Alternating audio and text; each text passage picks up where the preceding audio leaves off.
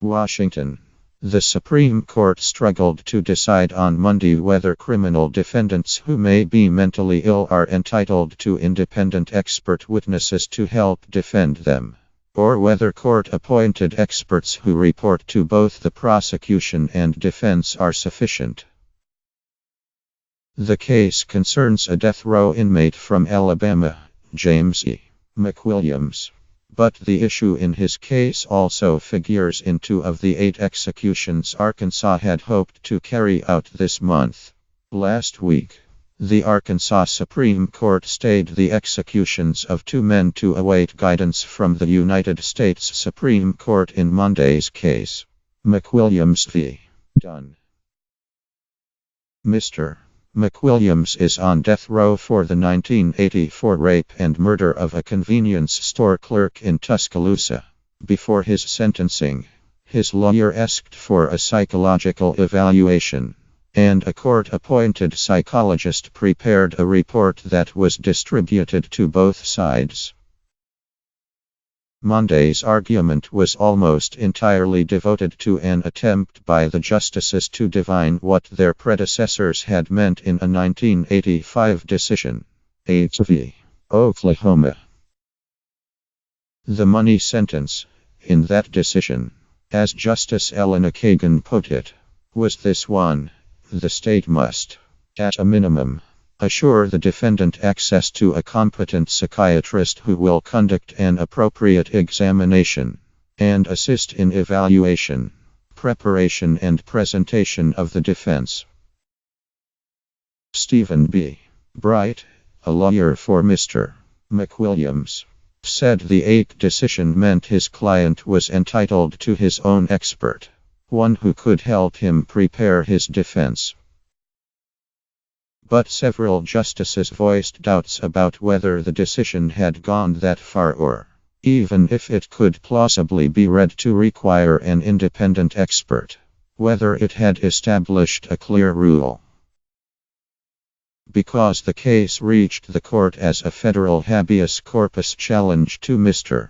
McWilliams' death sentence, he can win only if he can show that a state court's ruling against him was at odds with clearly established Supreme Court precedent.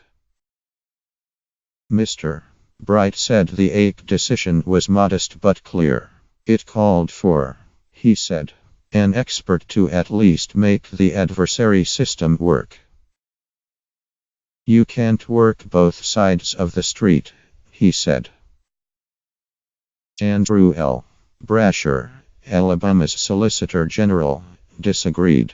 Neutral experts are capable of assisting the defense, he said. Chief Justice John G. Roberts noted that a leading criminal law treatise had called the Ake decision deliberately ambiguous, and that many lower courts had not understood it to require an independent expert. In light of that, the Chief Justice told Mr. Bright that he faced an uphill fight. All of those things. Not saying whether you are right or wrong on the merits, but that body of authority that takes a different position would seem to me to establish that the question was ambiguous, at least coming out of Ake, as opposed to clearly established, Chief Justice Roberts said. Mr. Bright responded that whether a proposition is clearly established begins and ends with this court. Justice Samuel Alito said the Ake decision was similar to ones he and his colleagues had written and joined. This is an opinion that is deliberately ambiguous, because there was probably disagreement among the members of the majority about how far they wanted to go, he said. But Justice Kagan said there was only one natural reading of the Ake decision. It means somebody on the defendant's side, she said. The decision, she said, used variations on the term assist countless times. Justice Ruth Bader Ginsburg said that in the context of legal representation, there would be no doubt what assist meant. Assistance of counsel doesn't mean neutral, she said.